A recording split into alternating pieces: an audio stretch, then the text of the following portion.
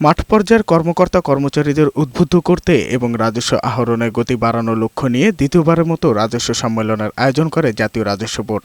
এবারের প্রতিপাদ্য কর দিব গর্বদেশ। রাজধানীর চিনমৈত্রী সম্মেলনে এই সম্মেলনের উদ্বোধন করেন প্রধানমন্ত্রী তারেক রহমান। এতে উপস্থিত ছিলেন অর্থমন্ত্রী আমির খসরু মাহমুদ চৌধুরী, প্রধানমন্ত্রীর অর্থ উপদেষ্টা, তিন বাহিনী প্রধান এবং অর্থনীতি, রাজস্ব ও বাণিজ্য খাতের বিভিন্ন পর্যায়ের সংশ্লিষ্ট ব্যক্তি ও বিশেষজ্ঞরা। বাংলাদেশ এখন আর ঋণের উপর নির্ভরশীল দেশ থাকবে না।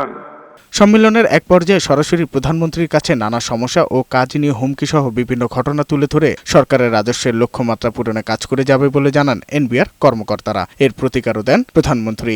আমাদের এই দ্বন্দ্বপ্রাপ্ত কর্মকর্তাদের দ্বন্দ্ব সম্পূর্ণ মওকুফ করে আপনার সরকার মহানুভবতার পরিচয় দিবে বলে আমরা দৃঢ়ভাবে সবাই বিশ্বাস করি। যেটি অতীতে হয়ে গেছে, আমাদের প্রত্যাশা থাকবে যে ইনশাআল্লাহ ভবিষ্যতে এরকম কোনো অপ্রীতিকর ঘটনা ঘটবে না।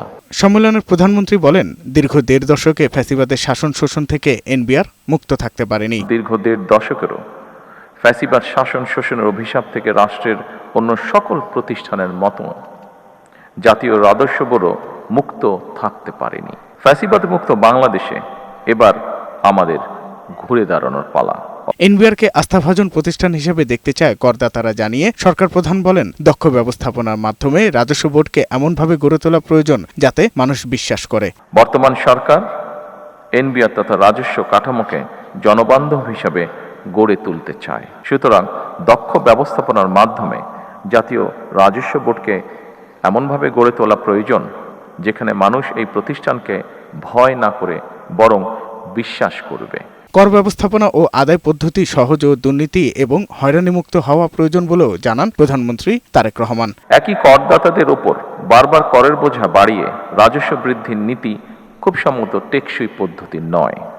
এজন্য ডিজিটালি আধুনিক ডাটা ভিত্তিক কর প্রশাসন গড়ে তোলার খুব সম্ভবত কোনো বিকল্প নেই।